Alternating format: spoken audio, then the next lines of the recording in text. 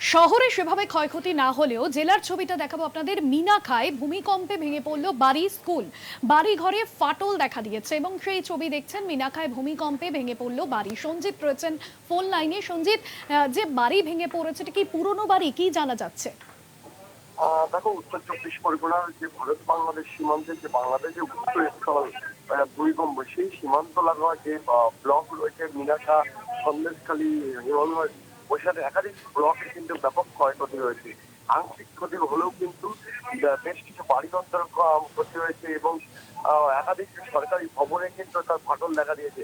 মিনাখায় যেটা দেখা গেছে, তার লিন্টন বাঁধের লিন্টন অব্দি যে ঘর করা ছিল, সেই ঘর অর্থাৎ যে দেওয়াল ছিল, ইটের দেওয়াল, সেটা হুড়মুড়িয়ে ভেঙে পড়ে এবং ভেঙে পড়ার পরে পাশে বেশ কিছু বাড়ি এবং মসজিদ ছিল, সেগুলো বিভিন্ন জায়গায় কিন্তু ফাটল দেখা দিয়েছে। এই কিন্তু আতঙ্কের পরিবেশ তৈরি হয়েছে। যখন এই ভূমিকম্প শুরু হয় দুপুর 1টা 22 নাগাদ, সেই সময় কিন্তু বেশ কিছু স্কুল পড়ুয়া স্কুল থেকে বেরিয়ে যায়। সরকারি ভবন থেকে যেসব কর্মচারীরা ছিল তারা ছুটে নিজের মতো ভবন খালি করতে শুরু করে।